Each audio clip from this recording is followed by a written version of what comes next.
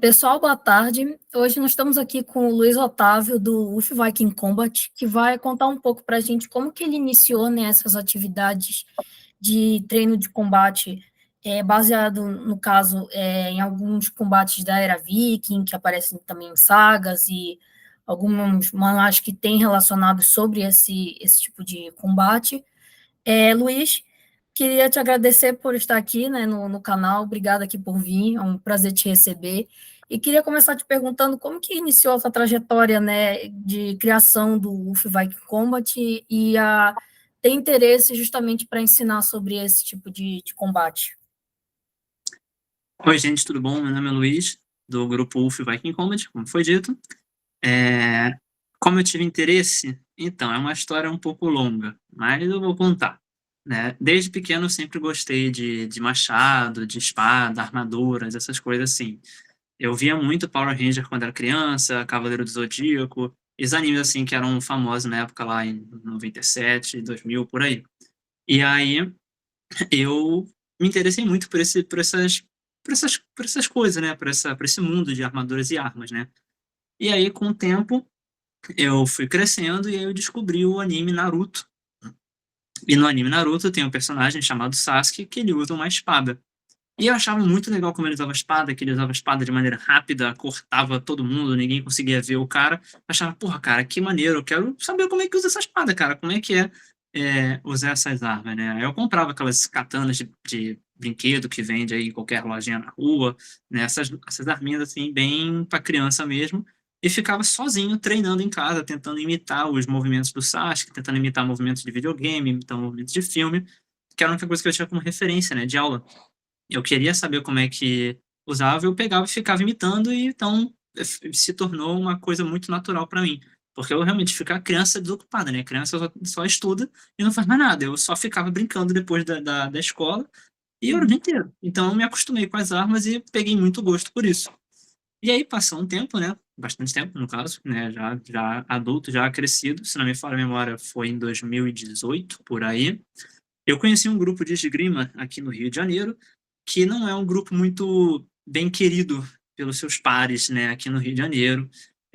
Eu não vou entrar em muitos detalhes, nem falar o nome do grupo para evitar problemas, mas quem é a galera do Rio de Janeiro sabe que grupo era esse.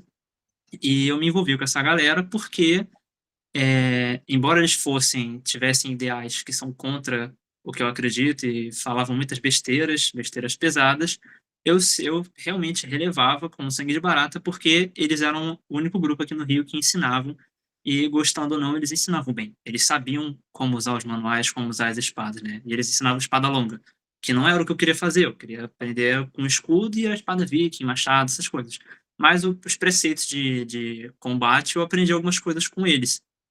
E então, depois de um tempo, eu saí desse grupo, né? Que eu encontrei um amigo meu, né, lá, que também era uma pessoa de fora, foi lá para conhecer o treino, que os treinos eram gratuitos e abertos, na Quinta da Boa Vista, aqui no Rio de Janeiro.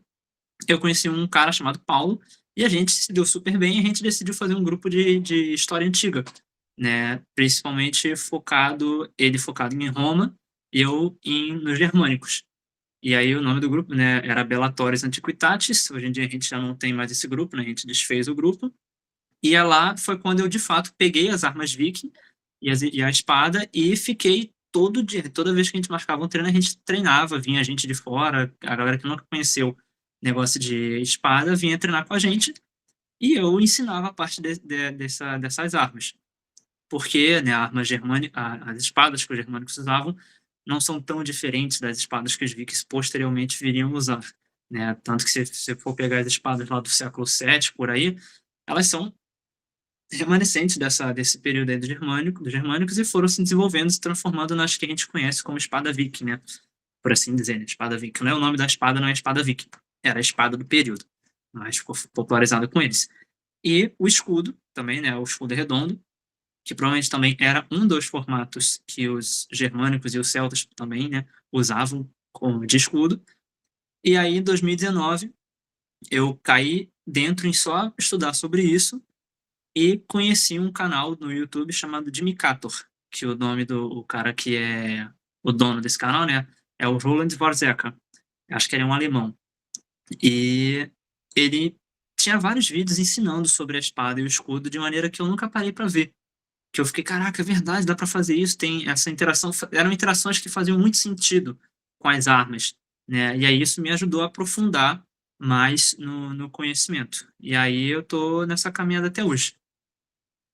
Nossa, muito interessante, assim, bem bacana a trajetória como tu começou, que tu foi atrás, interesse, foi procurar um canal para aprender, porque realmente é difícil, eu acho que ter aqui, né, como Sim. alguém já ter tido contato sem a gente ter alguma experiência de ler alguma coisa, porque alguém que ensinasse, né, por exemplo, a ti até tu começar a treinar, acho que boa parte a gente tem que ver tudo sozinho para poder É. começar a ver, deve ser bem difícil mesmo. Aqui até tinha um grupo recreacionista viking, né, nessa época que eu estava no Bellatórios, e até mesmo antes. Eles aqui, se não me falha, foi o primeiro grupo recreacionista viking aqui do Rio. Também vou evitar nomes para. Eu sou amigo de todo mundo lá, mas eu não vou sair citando para não dar problema, né, se vai que alguém fique chateado. Mas enfim, eu não. Não é que eu não me dava com essa galera, mas a gente não se via. Tipo, eu não participava dos treinos, porque os treinos deles eram fechados, então eu não conseguia treinar com eles também, né? E aí, tipo assim, né, só pra dizer que, tipo, eu não fui o pioneiro nessa parada aqui no Rio, principalmente. Mas nessa nova metodologia, né, podemos dizer assim, nessa nova perspectiva, nesse novo olhar sobre o combate, acho que realmente fui eu que fui dando a cara a tapa mesmo. Mas essa galera desse grupo já tava um tempinho aqui antes, e por eu participar daquele outro grupo também, que não era muito bem querido, eu fiquei queimado um pouquinho no rolê. Mas eu não, tipo, eu só treinava com a galera. Eu não ficava, não frequentava festa deles, não frequentava reuniões íntimas, né? Então, assim, tipo, vou sair com fulaninho de tal do grupo. Não saía, eu só ia lá e treinava com a galera e saía. Mas hoje em dia já tá tudo certinho. Ah, tá. Não, bem bacana. Apesar do que você falou, eu achei bem interessante, assim, como foi o começo. E, para a gente começar, como assim, tu definirias como seria a questão do combate na Era Viking? Como que a gente pode ter essa noção de como era feito esse combate? A gente tem, assim, algumas fontes que a gente utiliza para tentar chegar de uma perspectiva de como que seria, mas tem aquele lado que a gente tem que analisar muitas das vezes pelo lado mais, digamos, das sagas, né? Aquele lado às vezes mais, às vezes mítico, ou talvez não tão próximo do que é, mas a gente tem esses achados e tem algumas coisas de hoje que já são o reflexo um pouco do que seria mais ou menos. Então, como é que tu definirias esse combate, né, da Era Viking? Então, a nossa infeliz, a minha, infeliz, né? Mas esse azar que nós temos de não ter o manual propriamente escrito durante a Era Viking para ter ficado, né, para a posteridade, não existe isso, né? Então nós não temos manuais como o Fiore, que escreveu o Manual de Espada Longa, o Talhofer, o Joachim Mayer, e outros, entre outros mestres de esgrima. A gente não tem essa sorte para poder saber como é que era a luta na época dessa galera.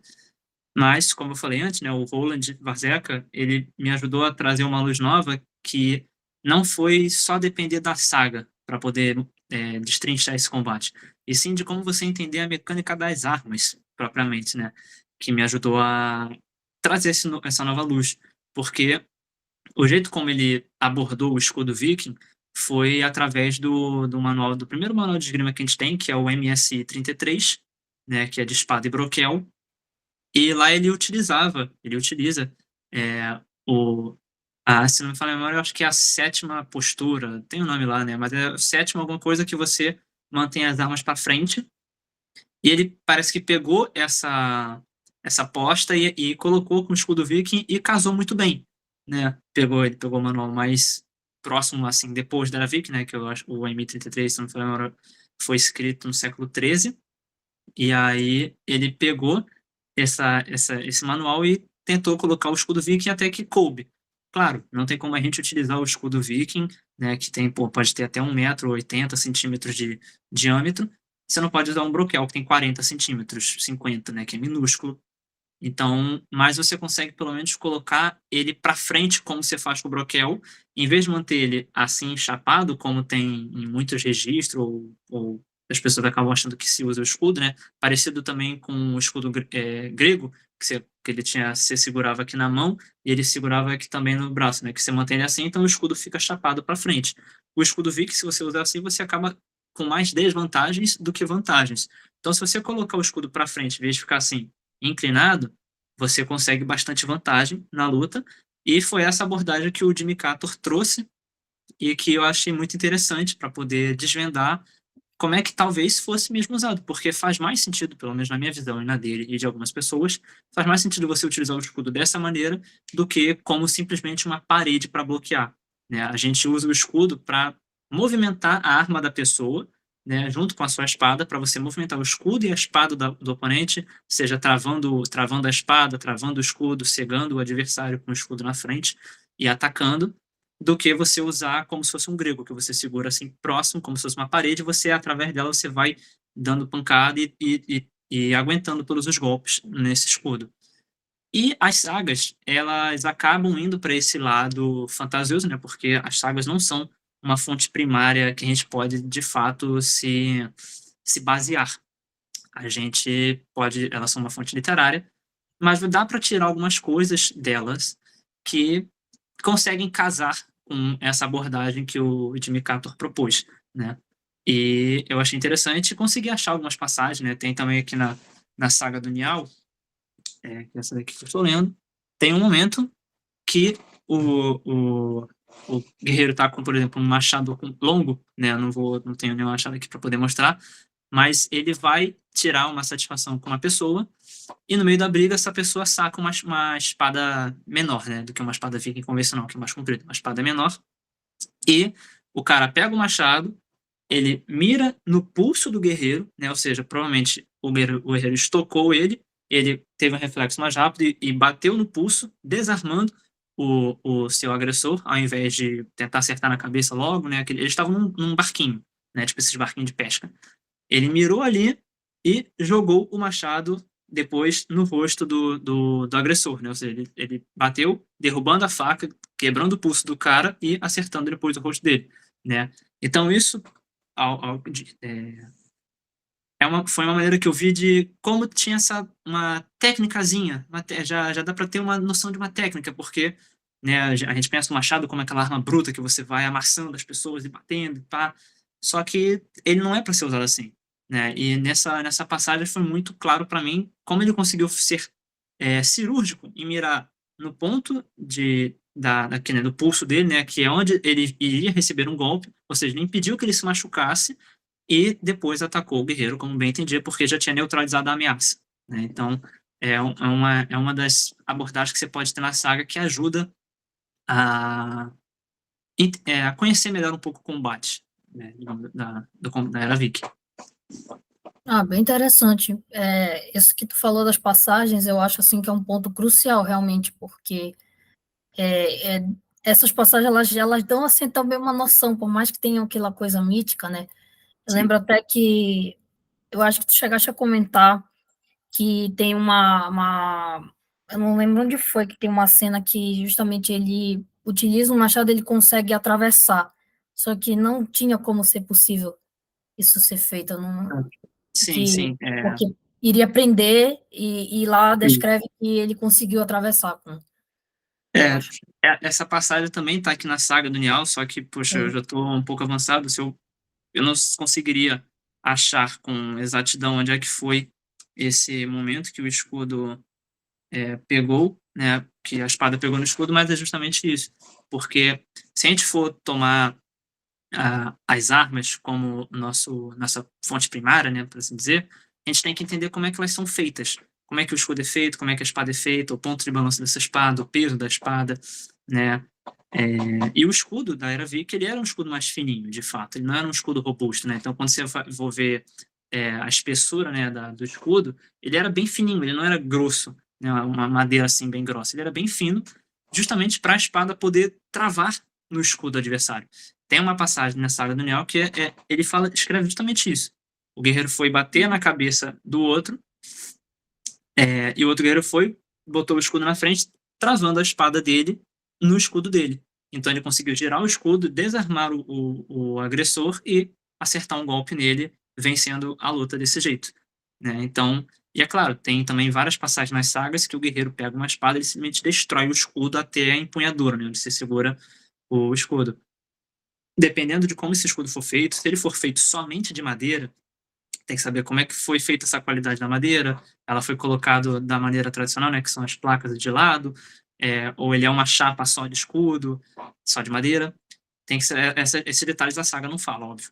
Mas a gente tem que levar tudo isso em conta quando a gente lê um negócio desse na saga, que o cara bateu e quebrou o escudo até o final, né? O que não é impossível de ser feito, mas se esse escudo não tiver um couro, por exemplo, protegendo a parte da frente, isso é possível. Agora, se ele tiver um couro, já é muito difícil eu conseguir, de fato, com um golpe só, quebrar um escudo, né? Também tem que saber o tamanho desse escudo, né? Até mesmo se você forrar o escudo com um tecido e não couro, também consegue ter uma resistência maior do golpe, né?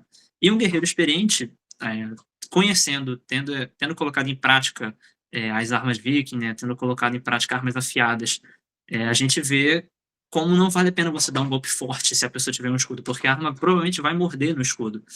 Então, o guerreiro, na época, experiente, ele talvez, né, a gente crê, né, eu creio que ele sabia como lutar, claro. Então, ele não vai dar uma pancada com toda a força do mundo, sabendo que o guerreiro tem um escudo. Ele primeiro tem que neutralizar esse escudo do oponente para poder vencer ele, né? Porque os nórdicos, né, eles eram guerreiros experientes. Se eles não fossem experientes, se fosse aquele negócio do estereótipo do guerreiro viking destemido que sai matando todo mundo sem medo da morte, porra, era mais fácil você morrer do que você de fato lutar, né? Porque se era mais honroso e melhor você ir para Valhall e encontrar Odin, mas você ir pra guerra, tentar matar meia dúzia de Zé Ruela e dizer, não vou mais lutar não, vou deixar que me mate porque eu vou pra Valhalla, já matei gente, já atingi minha cota, sabe? Não combina isso, né? Tanto que até nesse livro aqui, do Neil Price, vou ver aqui, Vikings, a história definitiva dos povos do norte. Ele comenta, quando ele fala sobre os guerreiros, que eles precisavam trazer prestígio, né? Era uma sociedade que os homens valorizavam honra acima de muitas coisas. Então, você manchar a sua honra era coisa absurda, hein? E eles prezavam muito pela sua honra. E uma das maneiras de você adquirir honra era você indo em saques viking para poder adquirir isso, mostrar que você era um guerreiro. E você tem que voltar desse saque com vida, você tem que trazer riqueza, você tem que provar que você foi e voltou. Para você ir e voltar, você tem que saber lutar e não morrer. Então, eles tinham alguma técnica que a gente não conhece para poder ir, não era somente um susto, né? Faz uma bagunça e dá sorte de voltar vivo. Não tem como contar com a sorte.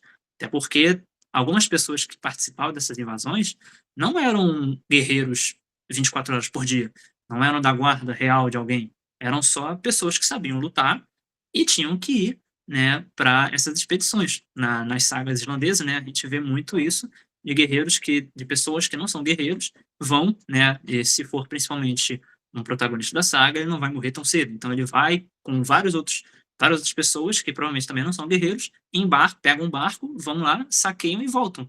E o cara volta vivo, né? Então eles tinham que saber se defender, não era somente sorte.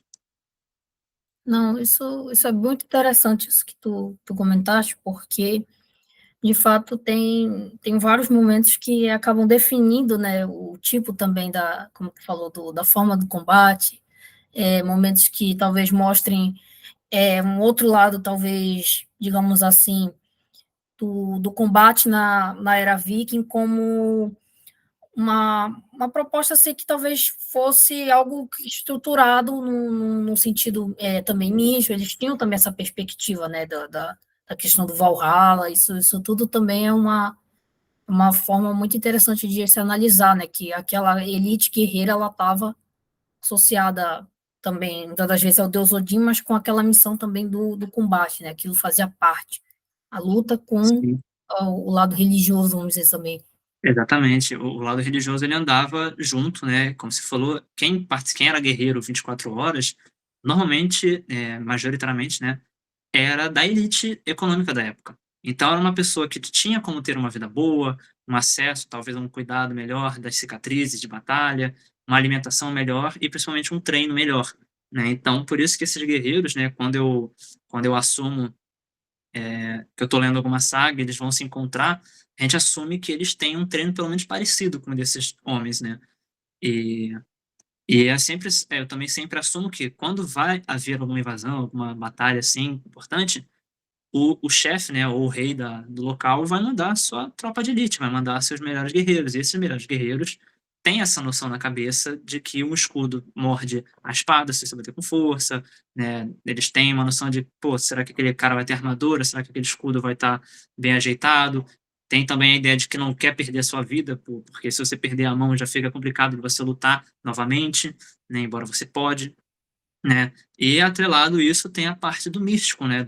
Principalmente ligado ao Odin, ao Valhalla, que te faz ter, aí já estou aqui imaginando na minha cabeça, né? Te faz realmente ter essa coragem que ficou mais característica deles, né? Deles irem e não ter medo da morte, porque eles sentem que tinham aquela ligação com o deus da guerra, né? O deus mítico da guerra, Odin, e, e isso acabava que ficava tão natural para eles, a guerra era uma coisa tão natural, era uma coisa normal da sociedade, né? Era normal você, quer alguma coisa, vai lá e pega na marra, vai lá e mata, me desafiaram, vai e desafia o cara para um duelo, né? Era uma coisa tão, isso tornava presente e a religião confirmava isso, né? De ser uma coisa presente, uma coisa normal para essas pessoas. Bem, bem interessante, de fato.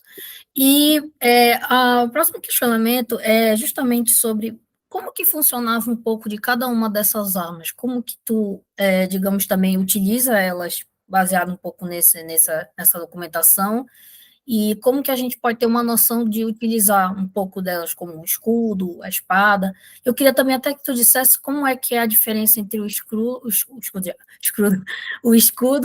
e o que é o menorzinho, como é o broquel, Broquel. né?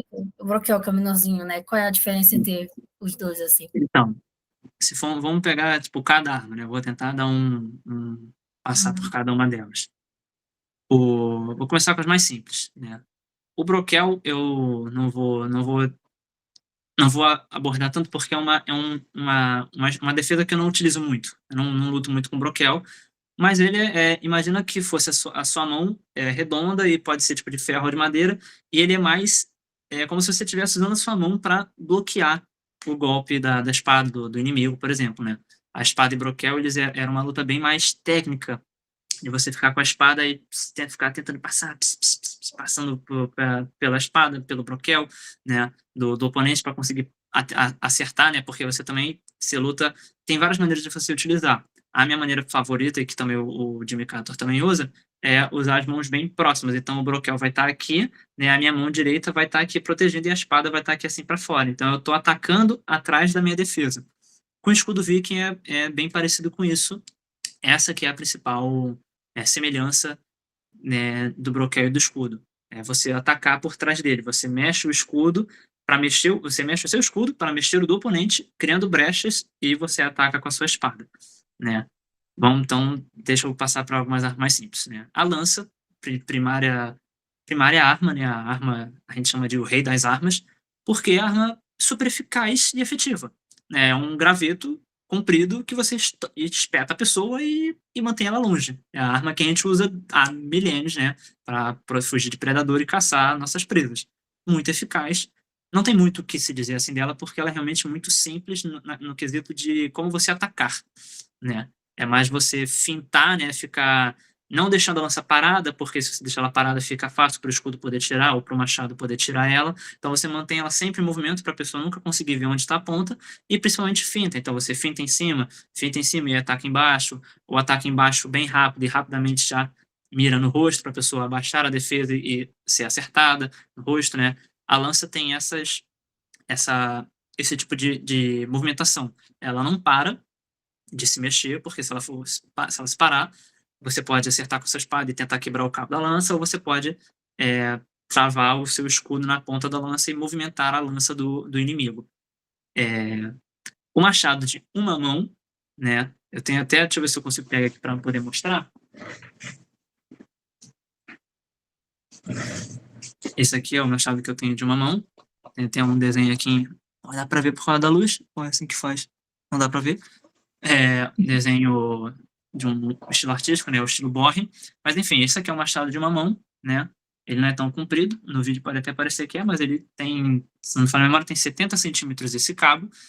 Ele também é uma arma bem simples na minha visão, porque, né, ele tem esse peso aqui na frente, e você segurar isso com uma mão realmente é bem difícil. Se você segurar mais assim aqui acima do cabo, você consegue ter muito mais precisão, mas você perde muito alcance. Então não tem como você ser, como é que eu não sei a palavra em português, mas você não pode ser com ele tão igual uma serpente. O Jimmy Carter, ele faz essa analogia da serpente, né, para você movimentar o escudo como uma serpente e a espada como uma serpente.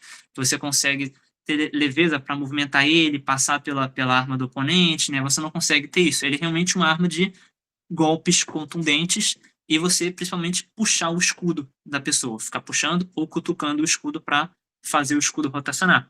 Porque o escudo, ele a gente chama de central grip, né, empunhadura central, que ele é um cabo que você segura aqui, né, um cabo assim, e aqui vai estar a parte redonda. Então, se você pegar em uma das bordas, o escudo rotaciona e você abre ele assim. Então, o machado ele serve para você ficar fazendo esse escudo abrir e você entrar com violência por cima e atacar a pessoa, né? Então, o machado ele é bem simples nesse quesito, mas você tem que ter muito cuidado, porque pelo menos uma pessoa não tão baixa, não tão alta, vai precisar estar bem próximo do guerreiro para poder acertá-lo, né, sem ser acertado, porque quando se você se focar muito em abrir a defesa da pessoa com seu machado, a sua defesa fica exposta para uma espada, por exemplo, que normalmente era mais comprida, e você tomou um golpe no seu braço, no seu rosto, enquanto você está tentando, no máximo, pegar o braço da pessoa, o braço esquerdo, que é onde segura o escudo. Né? Então, essa é o machado, sim, de maneira bem breve.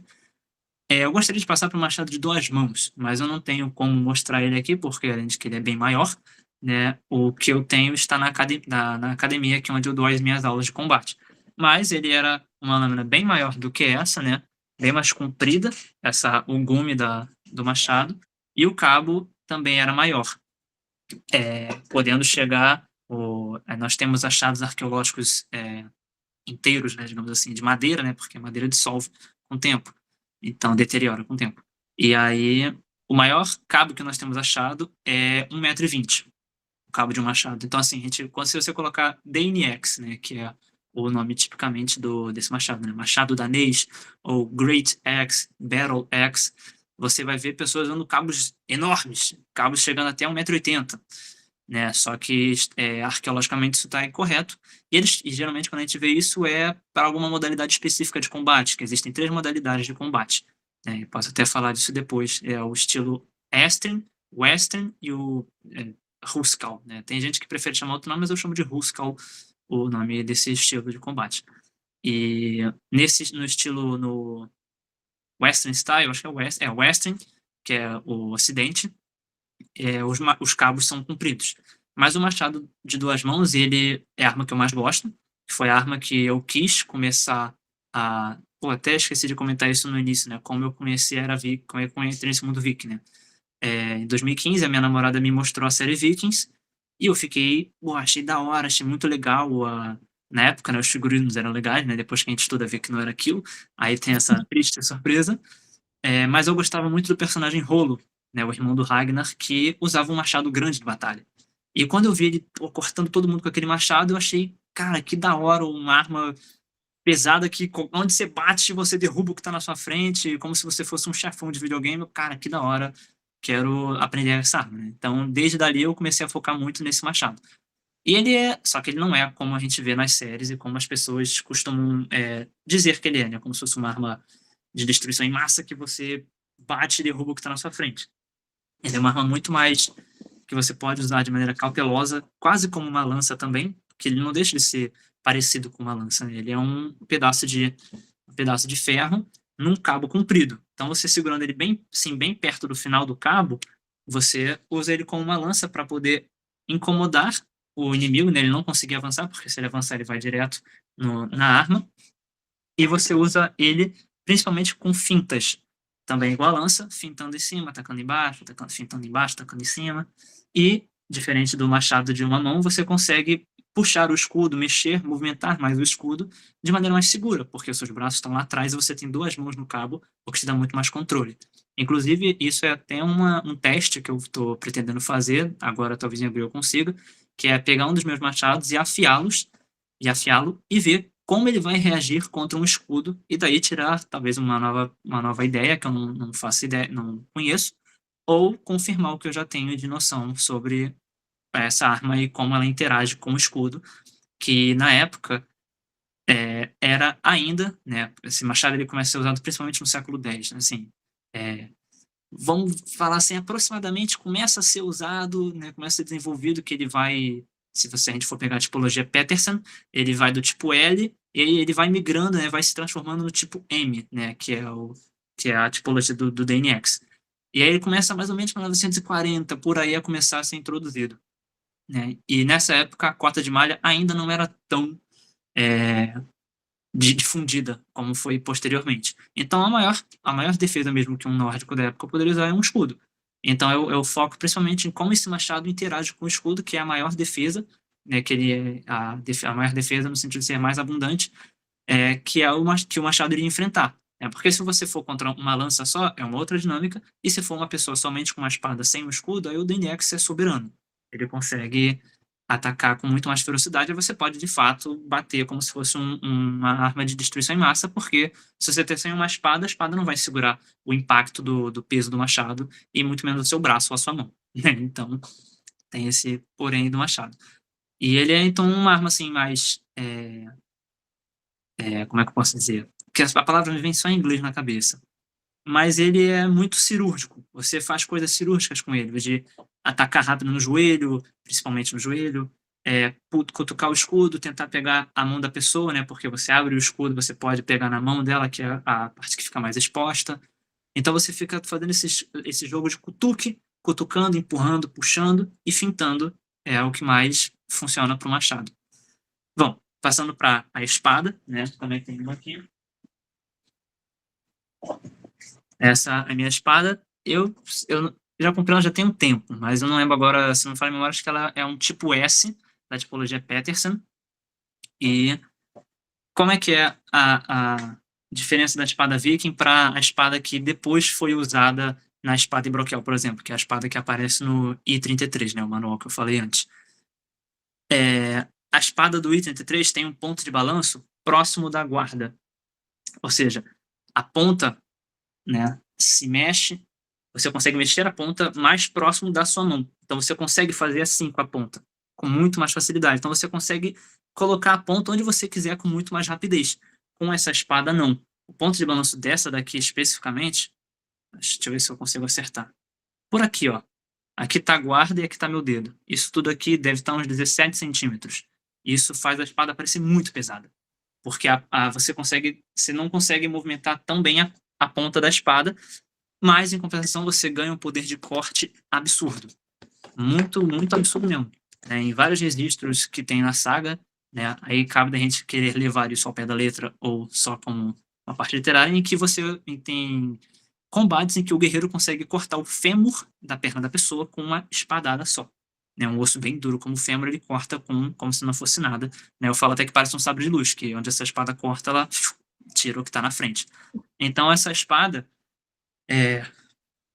por essa questão do ponto de balanço dela, faz com que ela não seja uma boa arma para usar sozinha. Ou seja, sozinha, sem nada na outra mão. Só você usar ela contra uma outra espada ou contra um escudo, principalmente. Pior ainda, até mesmo contra uma lança. Contra a lança, você até pode ter um pouquinho mais de sorte se o usuário que estiver usando a lança não for muito bom, porque você pode empurrar a lança com a espada e segurar contra a mão. Mas se você errar e a lança fintar, né, você está perdido. Então essa espada, ela é para ser usada junto com o escudo da época. Ela não é uma arma para ser usada só, porque você não tem tanta facilidade para movimentar ela. E isso faz com que você exponha muito a sua mão, por exemplo, exponha alguma parte do seu corpo para você chegar perto e atacar o guerreiro, porque essa espada ela também não é muito boa para estocada, né? Ao longo de várias espadas que a gente tem registro, algumas tinham as pontas bem mais afiadas e outras, né? Essa daqui é bem redonda, claro que é para não machucar. Mas a maioria das pontas de espada da Era Viking não eram tão afiadas, elas eram mais larguinhas. Então isso faz com que a estocada não seja super, ultra perfurante. Ainda vai furar, claro, né? Vai se pegar, por exemplo, na barriga, que não vai encontrar nenhum osso, mas elas não são tão boas em furar, elas são melhores em cortar, né? E você fazer esses cortes sem um escudo, com outra pessoa usando uma espada também somente, as espadas vão acabar batendo muito uma nas outras, o que pode vir a danificar a sua arma e quebrá-la. E um bom guerreiro sabe que você não faz isso. Você quer manter a sua espada o máximo, a integridade dela o máximo possível. Então você teria que, por exemplo, fazer uma coisa que a gente chama de bind, né? Que é você amarrar a espada uma na outra, né? Amarrar. Que você coloca a sua espada e você tenta ganhar a vantagem, né, em colocar a sua espada em cima da espada da pessoa para você ter a gravidade e você conseguir ultrapassar a espada do oponente enquanto a sua espada ainda está aqui. Para caso ele faça um movimento, você consiga redirecionar e ainda conseguir atacar, por exemplo. E com a espada Viking é difícil fazer isso, sem o escudo. Porque o escudo é que faz esse trabalho de redirecionar a arma da pessoa. Né? Então, por isso que a gente fala que essa arma ela é principalmente utilizada com o escudo. Eu vi um rapaz falando disso, acho que é Matt Easton, de um canal no YouTube chamado Escola Gladiatória. Ele também é historiador, que nem eu, e aí tem um vídeo antigaço dele falando sobre essa... Não sei, na verdade, acho que não é tão antigo não, é um pouquinho recente. Falando do porquê que essa espada provavelmente não usava sem o escudo, né? Então você mantém ela para frente, quando você está com o escudo, e o escudo ficaria aqui, e você usa o escudo para desarmar a pessoa, né? Tirar o escudo dela da frente, tirar a espada da frente, e a espada só vem por cima ou por baixo e faz o movimento final, né? Um corte, uma estocada, alguma coisa assim. Então, essa resumidamente, a espada. O escudo não vai dar para mostrar porque vai ocupar aqui a tela inteira, mas dá para ver ali atrás, que eu deixei aqui um escudo amarelo. A pintura inclusive, baseada no achado do navio de Gokstad, da Noruega, em que foram encontrados 34 escudos, cada um era preto e amarelo. O escudo todo preto e o escudo todo amarelo. Aí eu fiz isso dali baseado nesse achado. Eu não fiz, não. Eu pintei, quem fez foi uma outra pessoa. Mas você utiliza... Deixa eu ver, tem aqui um escudinho de porta-copos aqui, né? Você, então, utiliza o escudo muito na sua frente. E, assim, então, essa postura que você acaba ficando. Você vai estar segurando as armas, assim, para frente, né? A espada ou a lança pode ser assim para dar apoio, e o escudo também para dar apoio para o guerreiro. E daqui você faz os movimentos. Você tira a espada da pessoa, depois coloca o escudo por cima e ataca. É como se você ficasse lutando com as mãos para poder tirar a arma da pessoa da frente. E, né, mantendo o escudo para frente, você adota uma postura assim com o braço, ó. Você fica esticado para frente. Então você tem isso aqui tudo, esse vão inteiro, para a pessoa não te acertar. Claro, seus braços ficam expostos, mas se você manter todos assim para frente, o escudo vai cobrir o seu braço direito. Nem a sua mão direita vai ficar, ela vai ficar assim atrás do escudo. Só quando você se movimenta para atacar que a mão acaba ficando um pouco mais para frente. Mas aí parece que você pode usar a espada ou a lança para abrir o escudo da pessoa e expor o braço esquerdo, tentar dar um golpe no braço esquerdo, ou atacar o braço direito, tentar acertar na cabeça da pessoa, na perna da pessoa, né? Então você fica movimentando assim a arma, né? Mantendo o escudo justamente como eu estou fazendo, e não assim. Porque se você deixar assim, né, e a arma aqui assim em cima, além de que para você atacar você tem que colocar o braço para fora para poder pegar a pessoa, né? Então seu braço fica exposto para caramba. Você consegue, se a pessoa principalmente segurar muito para frente assim do corpo, você consegue bater o escudo no rosto da pessoa ou cegar, né? Tipo, atacar em cima, a pessoa vai, se levanta, ela fica cega, né? Então você fica exposto aqui embaixo para tomar um golpe. Se você segurar o escudo assim, né, vertical, você consegue defender esse lado aqui do seu rosto, né, pelo escudo, e você ainda consegue ver com esse olho aqui, né, se mexendo, enquanto você está coberto diagonalmente, como se fosse um telhado, pelo escudo. Então você, né, essa é a abordagem que o Jimmy Cator faz, que para mim faz muito mais sentido. Porque também se você segurar o escudo para frente, o guerreiro experiente não vai dar uma pancada forte e correr o risco de prender a sua espada no escudo, porque a quina está mais à mostra. E então ele vai driblar rotacionando o escudo ou prendendo o escudo contra a própria pessoa e atacando ela por cima. Tem um vídeo também no YouTube de um arqueólogo chamado Rolf Warming, que ele faz esse teste, né? Como é que é você bater contra um escudo segurando ele de vários ângulos, né? E o canal dele no YouTube é Combat Society Archaeology. Se você colocar, você consegue ver. É um dos vídeos bem antigos do canal deles. E ele lá mostra essa questão de como você segurar o escudo, né? Então, isso corroborou com essa minha ideia e corroborou com o que o Jimmy Cator apresenta. Inclusive, até fizeram uma apresentação recentemente, né? Claro que não foi monitorada nem nada, infelizmente, mas em que eles trouxeram mais outras abordagens sobre combate e tudo mais. Eu não posso falar nada porque eu não vi, infelizmente, mas estava lá o Rolf e o Jimmy Carter e outras pessoas também que eu tenho contato de conversar mesmo no Facebook, né? Tudo gringo, dinamarquês, eu acho, a maioria é dinamarquesa. E a galera lá tá correndo com o bagulho, tá frenético. Enquanto aqui, infelizmente, a gente tá tão longe das fontes, né? Que a gente acaba um pouco travado no tempo, né? Enquanto eles já estão lá vendo coisas novas, eu ainda fico um pouco nessa parte, mas sempre tentando conversar com a galera lá, tentando saber. Perguntei pro maluco o que aconteceu, ele não falou. Mas é, é essa abordagem que esses estudiosos tomam e eu concordo com eles e vou atrás também.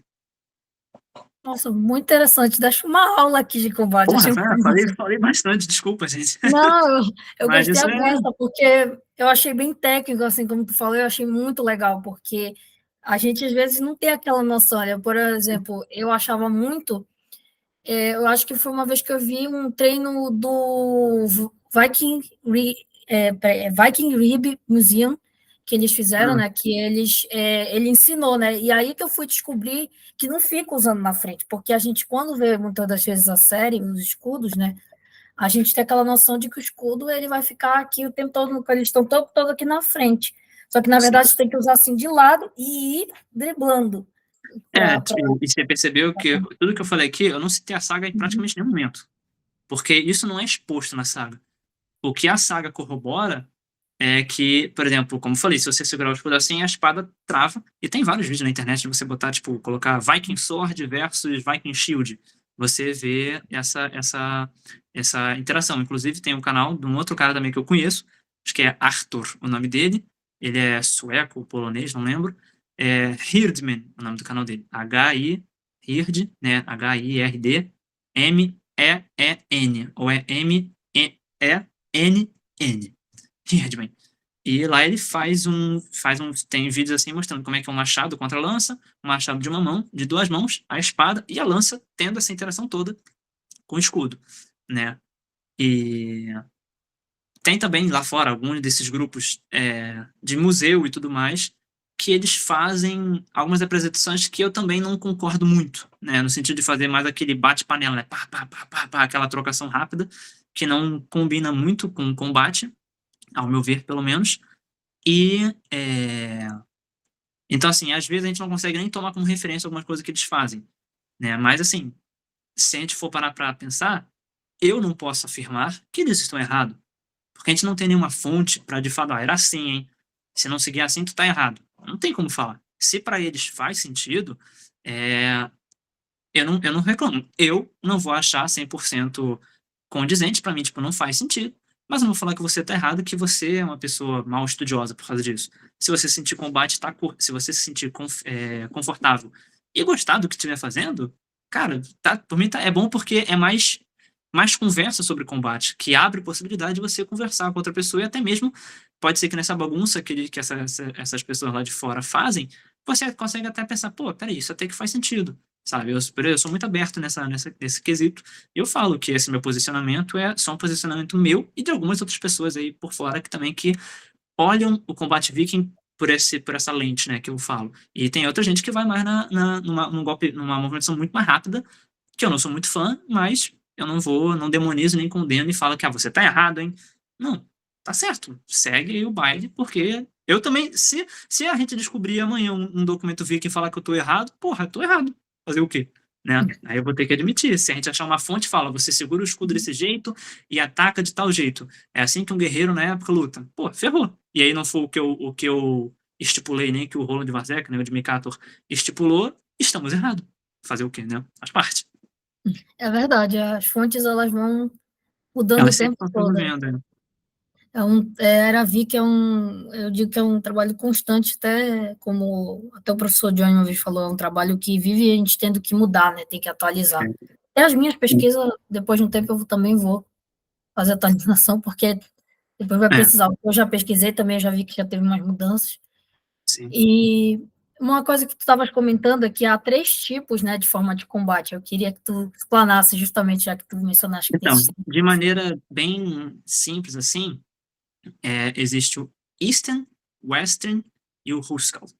O Eastern, né, o estilo do leste, é um combate que você coloca bastante da armadura da época, cota de malha, elmo, alguns elmos até com a coifa, né, para proteger assim, também com ferro, uma luva de couro bem grossa, uma proteção assim de couro no braço, e eles caem na porrada, pá, pá, pá, pá, pá, também assim, já ouviu falar de HMB? HMP? Acho que. Historical Medieval Battle. Se você botar, Ah, já. que Já. a galera se veste tipo cavaleiro templário, né? Nem, não sempre templário, mas Isso. cavaleiro assim, armadura de pá, pá, pá, dá cada porradona, né? Já. Então, Já vi. o Eastern, o estilo do leste, né? Ele é parecido com isso. Você bota essa armadura e você vai dando golpes, né? Só que não vale, tipo, estocar, né? E por que que a gente fala que é um esporte, né? Que tem regras. Você não pode bater de qualquer jeito. Você não pode estocar, você só pode bater assim na cabeça, não pode bater de lado, né? Você pode bater no tronco, na perna, não pode fazer tais movimentos, né? Tem essa característica do estilo do leste, né? O Eastern. O Western Style é parecido com esse, só que é com menos armadura e com menos alvos válidos, né? Então, tipo assim, não vale braço, não vale cabeça e não vale abaixo do joelho. Então você pode, por exemplo, botar o escudo e o braço aqui para fora, porque se você acabar tomando uma pancada, vai machucar, mas não vai se contar como ponto. Se você acertar na cabeça, principalmente, né? E você não usa equipamento. Você pode até usar um elmo, mas não é obrigado, você pode ficar sem. Coisa que no estilo do leste, pô, é bom você ter porque vale pancada na cabeça, né? Então, essa é a principal diferença. Você diminui o contato, você não pode fazer certos golpes. Com o machado, você, por exemplo, não pode estocar. Com a lança, você só pode estocar de baixo para cima, de cima para baixo. Não pode fazer ao contrário, que você não pode pegar no rosto. Né? Tem essas diferenças. E o Huskarl, que é o que eu faço e o que o Jimmy Carter também faz, né? Quando eu falo aqui de Jimmy Carter, gente, é o Rola de Vardeca, que é o nome que ele usa, sei lá, se é apelido, não sei, mas é o nome do canal dele, Jimmy Carter. É mais fácil do que falar Rola de Vardeca. Mas, então, o Jimmy Carter faz uso desse estilo, que é você usar as armas, mas utilizar equipamento de proteção moderno. Então, máscara de esgrima moderna, luva moderna de plástico, cotoveleira de plástico, joelheira de plástico, é, proteção também para as partes íntimas, né? Então, essa é a principal diferença. E aí você vale qualquer tipo de golpe. Vale na mão, vale estocada na cabeça, corte no pescoço, né? Claro que com cuidado, né? Não precisa ser dito isso. Estocada no pé com a lança, que eu faço bastante, golpe no joelho, sabe? Vale você atacar como se fosse na época mesmo. Por isso que eu gosto de fazer o estilo Huskarl, porque você fica bem protegido e todos os alvos do corpo é um alvo, assim como na época deles todos os alvos eram um alvo. Você não vai deixar de tocar o rosto da pessoa porque é feio, não. Você vai furar a cara da pessoa se fosse preciso, né? Então, por isso que eu prefiro esse estilo. E ainda assim, todos esses, né, não é um combate até a morte, porque, claro, ninguém quer se matar, e não pode. Então, você tem pontos. Então, pegou no braço, pô, para a luta.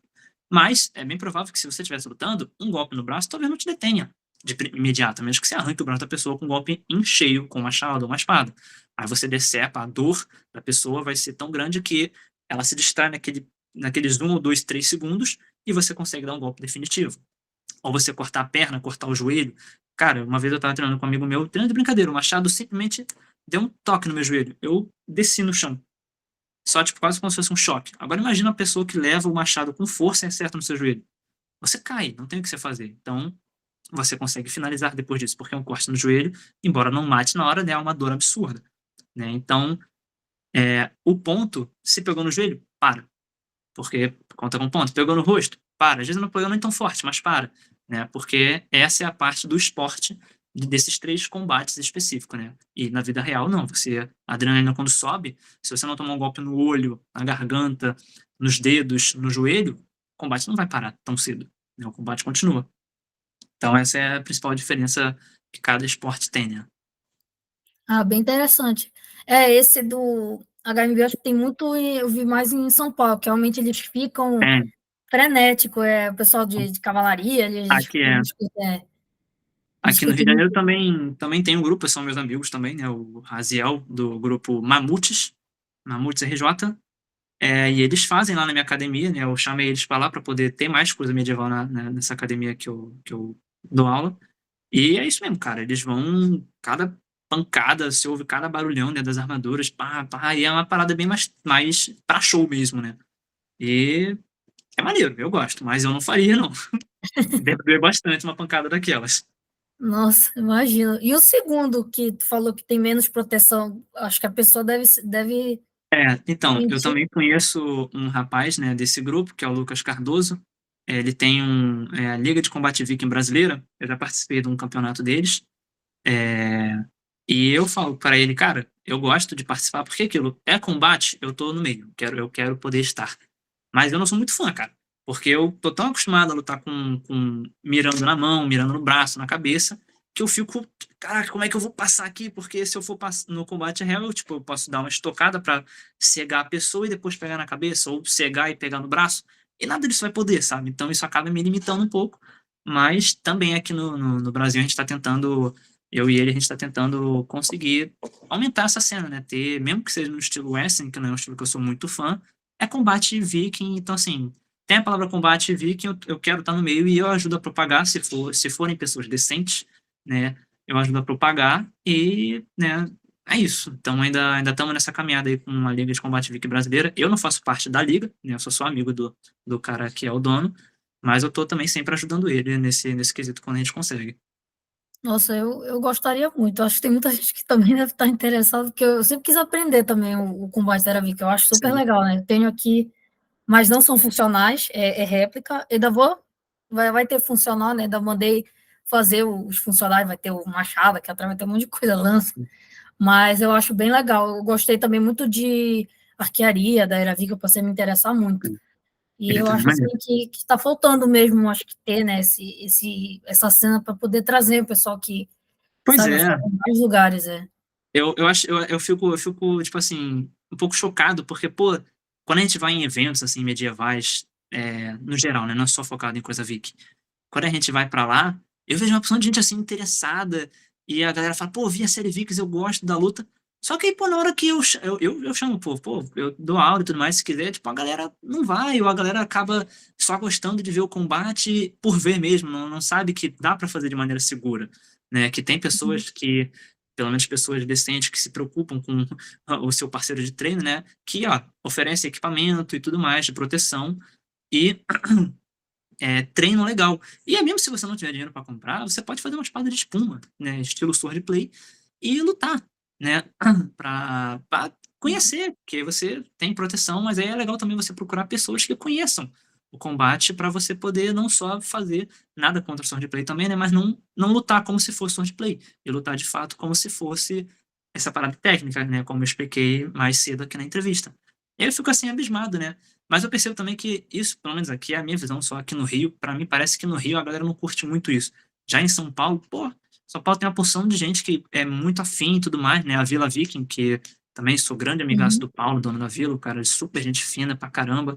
Adoro a Vila, vou viajar pra lá também esse final de semana. Nossa, eu vejo lá tanta gente entusiasmada, a galera vai pra lá e fica feliz com o combate. Pô, que da hora, cara. Só que aqui no Rio, sei lá, não sei se é porque a gente não faz tanto investimento nessa cena de Viking, ou se a galera realmente pode até também já ter saturado, porque a febre da série Vikings já passou um tempinho já, né? Então acaba que a galera fica tipo, negócio medieval, né? Vai lá, um diazinho, sábado, brincou, acabou, não quer mais saber, sabe? Uhum. Poucas pessoas de fato ficam e vão até o final, né? Não, é uma paixão, assim, que eu digo que a gente ainda tem, assim, aquele nicho, né, É muito nichado, é muito nichado. ainda é muito nichado, é uma coisa assim, olha, aqui na região norte eu conheço muito pouco, eu É, praticamente eu só também não tenho conheço alguém ninguém. rodando e eu aqui no em Belém que estou fazendo esse trabalho aqui, no caso, né, do canal e tudo mais, mas eu conheço também aquela minha amiga que é de Rondônia, mas assim, de pesquisa, realmente eu Sim, não, é muito, muito pouco mesmo ainda. Eu gostaria que tivesse mais. Por isso que eu sempre gosto que, se as pessoas estiverem assistindo alguma coisa ou tal, que elas venham e digam, nossa, quero fazer uma coisa assim, ou gosto de aprender. Por isso que eu gosto de trazer, né, sempre a galera para ver, olha, tem profissionais de tudo quanto é área, tem alguma coisa que te interessa, será que a pessoa não vai se interessar por combate, interessar por música? Alguma coisa que talvez leve ela, né, sim. também a se interessar pela Era Viking, acho que isso é bacana também. E uma das coisas também que eu acho interessante é que na época, mesmo assim, da Era Viking, a gente tem aquela questão do Holmgang e da Glima, né, que ficaram muito populares como formas assim também de auxiliar no combate. Queria assim que tu explicasse um pouquinho o que tu conhece assim, um pouco dessa questão, né, do Holmgang, como é Então, que era esse treinamento também, se era uma forma de treino. então, o Glima, ele ainda é praticado na Islândia hoje em dia. Acho que também fora da Islândia, mas na Islândia principalmente, né, tem campeonatos de Glima. E é claro que é diferente de como era na época. Eles têm um cinto que eles colocam na perna, assim, perto da. Que ele passa pela virilha e fica amarrado na coxa. Então você segura pela coxa da pessoa e você, tipo assim, gruda nela e fica meio que dançando valsa. Em algum momento, pá, você derruba ela como se fosse um judô e tudo mais, né? O Glima era uma forma, era bem ao pé da letra, um judô viking. E o intuito era realmente você derrubar a pessoa para matar. Não era para você finalizar e dar um mata-leão, era para você jogar a pessoa no chão e quebrar o pescoço dela. Era pra você jogar a pessoa e cair com o joelho no peito, no pulmão assim, e quebrar a costela da pessoa. Era uma parada bem violenta. E eles também utilizavam um ponto de pressão, né? Utilizavam o cotovelo, o dedo para pressionar a garganta, pressionar nesses lugares assim, que faz muita dor. Tadinho. E isso é o que eu conheço de Glima. Eu não pratico muito Glima porque eu não sou um cara gigante, né? Nem muito alto, nem muito parrudo. Então eu não sou bom em coisas assim que envolvem jiu-jitsu, né? O Glima especificamente, porque eu sou ruim em derrubar a pessoa. Eu sou bom em não ser derrubado ou em não ser finalizado. Agora, eu conseguir derrubar é muito mais difícil. Então eu não pratico muito isso, né? Para poder falar com, com, com bastante conteúdo sobre como é que era, mas era realmente isso. Era você derrubar a pessoa e matar ela quando você ficava, por exemplo, desarmado, né? Você podia até, eu não conheço nada, mas imagino, aí tô supondo, tirando da cabeça, nenhuma fonte, que você também podia desafiar a pessoa para um desafio realmente assim, tipo um duelo, e o vencedor que derrubar vence, né? Em vez de ser com armas, né? E eles praticavam também o Glima como se fosse um judô entre guerreiros e amigos para poder treinar. Já o Holmgang era um duelo principalmente praticado na Islândia, que acho que ele vem do Eyving, que era tipo, também era um Holmgang norueguês, começou na Noruega, e era realmente isso, você era insultado, você podia chamar a pessoa para um duelo, e o duelo valia a vida da pessoa, só que isso era muito complicado, foi banido também na Noruega, porque você ganha, sei lá, tem uma desavença com seu irmão, aí eu vou lá, chamo seu irmão para um duelo, mato o seu irmão, vocês podem pagar uma compensação por mim, né, pelo dano que ele me causou, independente do motivo da briga, né? Eu podia chegar e tentar acusar ele só ofendendo a honra dele. E aí vocês ficam irritadas comigo, porque eu venci e matei o seu irmão, e aí você chama o seu primo, que luta bem, e ele vem, me desafia e me mata. Aí meu primo vai e quer matar o teu. Então, várias famílias se destruíam nesse ciclo de vingança, né? Então, isso foi um dos motivos de ter criminalizado essa prática. Mais tarde, também, com a cristianização da Islândia, também foi banido o Holmgang, né? Só que lá eles conseguiram mudar um pouquinho a regra, que você podia chamar a pessoa para o duelo, e ó, eu te chamo pro duelo, ou a gente duela, ou você me paga uma quantidade X em moeda pelas duas vacas que seu parente matou, ou pela ofensa do seu parente à minha honra. Você paga essas moedas ou a gente cai na porrada. Aí a pessoa pode querer cair na porrada ou pagar isso. E nem, não era sempre, me chamou, eu vou lutar. Tem também registro na saga do Nial de um guerreiro que foi acusado. O cara falou: eu quero. A sua filha foi desonrosa comigo, eu quero chamar você pro duelo, porque a filha se separou dele fez uma maracutaia para se separar, né, não foi de maneira 100% legítima. E aí, porque foi inventado, né, não foi de fato o marido que fez ela querer separar. E aí ele vai, descobre isso, fica bolado, acusa um dos parentes dela e fala: só, eu aposto o dote que vocês me deram, mais esse dinheiro aqui, e a gente cai no duelo. Ou você me paga o valor do dote e mais essas moedas que eu propus, ou você duela comigo. E aí o cara pensou: pô, eu posso até pagar o cara, posso pagar essas moedas que ele tá pedindo, né, sei lá, vamos supor, R$ 100, mais o valor do dote, né, que ele quer, ou eu caio na porrada com ele. Aí um dos conselheiros dele fala: olha só, esse cara é um ótimo guerreiro, ele luta muito bem, se você lutar com ele, você vai encontrar o seu fim. Aí o cara, pô, tá bom então, vou ouvir teu conselho. Não, não vou lutar com você, toma aqui o pagamento. O cara pegou o pagamento e foi embora, né? Coisa que antigamente não. Se você era chamado pro duelo, você ia pro duelo, lutava e ia. E nem todos os home gangs são até a morte. Tem alguns que são ao primeiro sangue.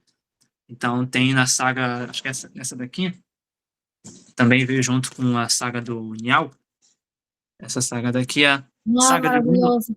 saga de Gunn Língua de Serpente, Uhum. em que ele luta com o cara lá, eu esqueci agora qual é o nome do carinha que tem essa desavença com ele, mas é principalmente uma desavença porque os dois queriam casar a filha de um chefe lá.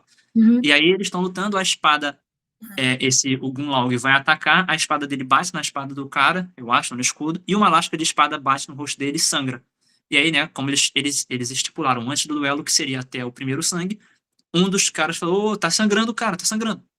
Parou a luta e o cara ganhou a luta. O Gunlaug ficou pé da vida. Porra, cara, eu tô cheio de adrenalina, não tô bem, mas combinaram até o primeiro sangue, ele não conseguia acreditar, tava tão frustrado que foi logo, que sangrou, ele ficou bolado, mas aceitou, e mais tarde ele desafia o cara pra um duelo, e aí a história segue, sabe? Então, essa é a principal característica do Home Gang, né, que não tem nada a ver com o Glimmer, né, são coisas totalmente diferentes, mas eram praticadas por essas pessoas. Uhum.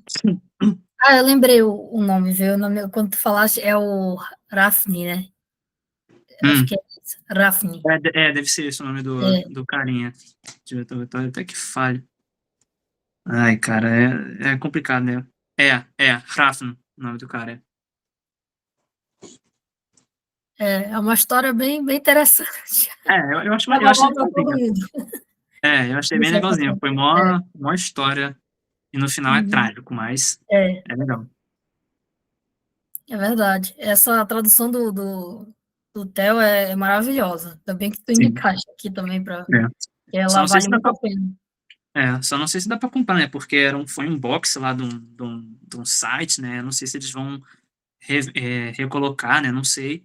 Mas, pô, É, essa tradução aqui foi muito uhum. tranquilo de ler. O livro também é pequenininho, né? Então é rapidinho de ler. Pô, terminei bem rápido esse livro. Não, é limitado. Aí, para você conseguir, é até bom deixar aqui para quem tiver interesse no livro, né? Para conseguir o livro, tem que ter, no caso, a assinatura É, Messias, que é uma assinatura elevada, porque aí você já pagando, no caso, o ano todo, aí você tem direito ao acesso a uma loja para poder adquirir a saga, sim. porque para ter adquirido do mês, tinha que ter sido naquele mês mesmo. Foi o que eu fiz. Eu peguei no mesmo a Foi, saga. a mesma coisa. Estava com o dinheiro estourando, mas eu disse, não, eu Pois é. preciso, Pô, não vai fugir. quando eu vi ali em português, eu já tava lendo a saga do Neo em inglês, mas era muito Uhum. chato, era muito arrastado. A linguagem arcaica, eu ficava, porra, mano, nossa, tá muito chato de ler isso. Aí, e ainda tava lendo pelo celular, que eu não gosto, prefiro ler pelo livro físico. Aí quando eu vi a saga em português e o Johnny Langer, né, o Neve, falando bem, eu, pô, mano, tem que pegar esse livro agora. Pô, quando eu vi, já fui no link e comprei o bagulho. Tem, eu acho que é da tese até do Theo, né? Quando começou, que ele fez, se não me engano, essa da saga lineal, ela foi a tese dele de Acho doutorado. que ele fala um pouquinho disso no livro também. Foi. Aí tem a versão lá, se quem quiser também pode ir lá baixar, que ele fez a tradução, foi o trabalho dele. Foi. Então, isso é Não, bem ele tá dando interessante. trabalho. Eu Mas é. traduzi, que deve ter dado um bom trabalho.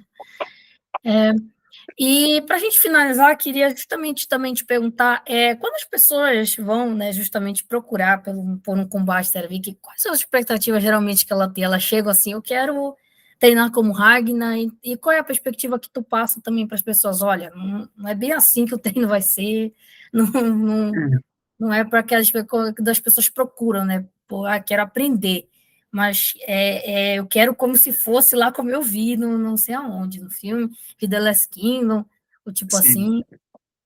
Então, não é. Eu não falo logo de primeira, né? Eu acabo. Às vezes eu também uso um pouco do clickbait da série Vikings, né? Pra tentar ver se a pessoa morde.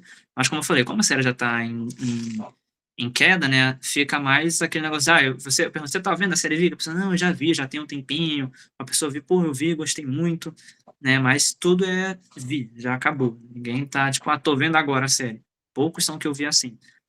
E eu falo, né, explico como é que é um pouco da luta, da série, não já quebro logo de primeira o sonho da pessoa, porque de fato eu vou acabar em algum momento quebrando essa imagem da pessoa, não de maneira proposital, quero ver ele triste por causa que não é desse jeito, mas eu quebro porque eu falo, cara, não era assim, né? E como eu tô já nesse meio recreacionista há um tempinho já, para mim o legal é você conhecer como era o combate e não esse estereótipo da série. Então eu vou bem devagarinho falando da diferença da série e de é como que é o combate de verdade e vou falando de, pô, é mais assim, ainda mais se for uma pessoa que, sei lá, gosta de filme de violência, né, de pancada e tudo mais, eu falar, era bem mais violento do que a série Vikings, porque na série você tem aquele pum, pum, pum, pum, então é muito escudo. Quando você tá lutando com a espada, às vezes você abre uma brecha, você dá uma porrada tão forte na cabeça da pessoa que chega a ser, na minha opinião, mais violento do que um golpe, esses bate-staca, né, que a gente vê na série, porque quando você dá um golpe muito longo, você, já uma pessoa já treinada, consegue ver e defender com muita facilidade. Agora, quando é um golpe mais, você tá aqui mexendo e pá, daqui você dá um golpe, pô, é muito difícil da pessoa conseguir defender, né? Então, eu, tipo assim, o que eu falo é, olha, o combate é legal, é divertido, né?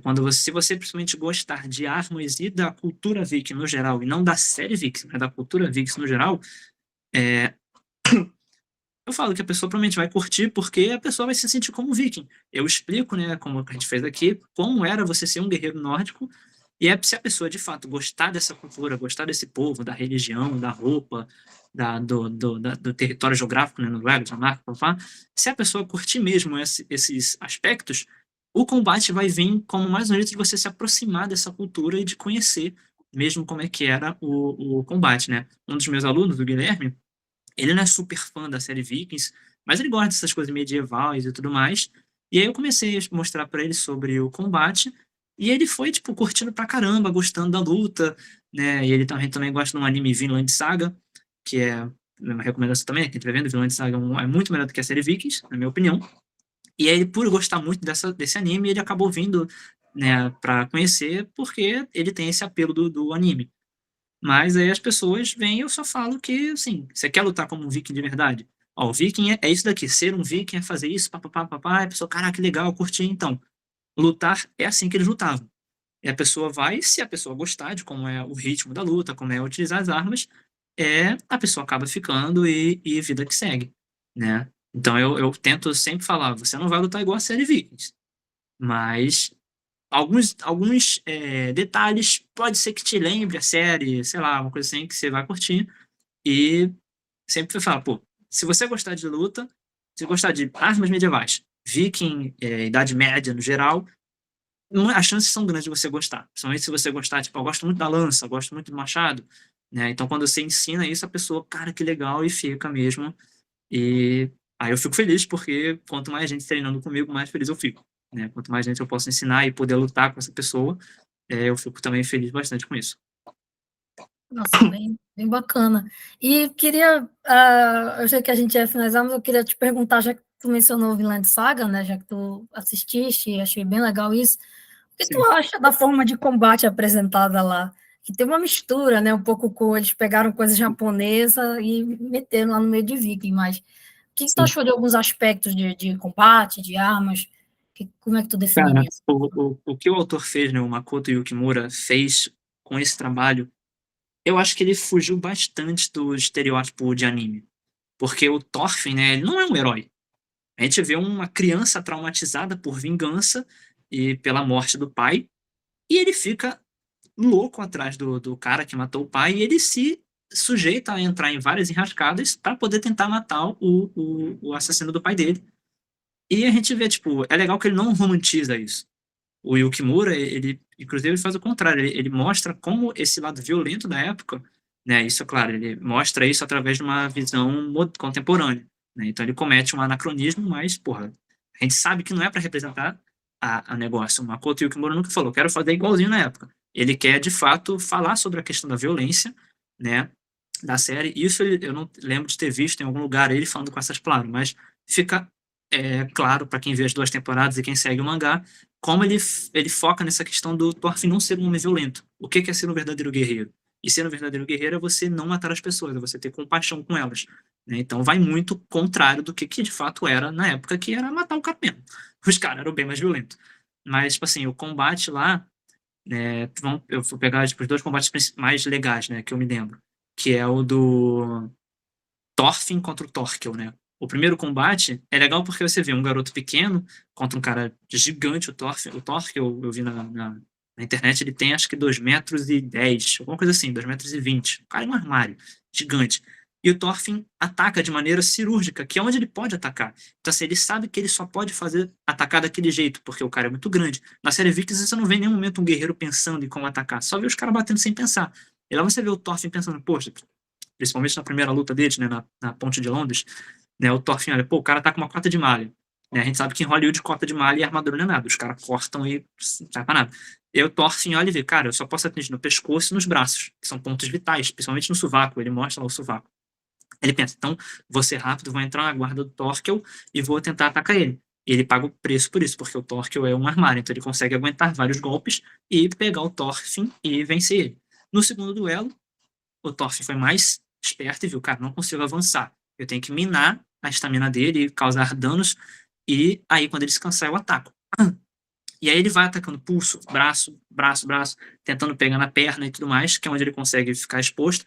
E ao longo da luta o Thorkel vai começando, pô, tá incomodando, tá começando a doer, né? Aí depois aí tem uma reviravolta e acaba saindo um pouco dessa questão do da luta dos dois, aí fica mais fantasioso.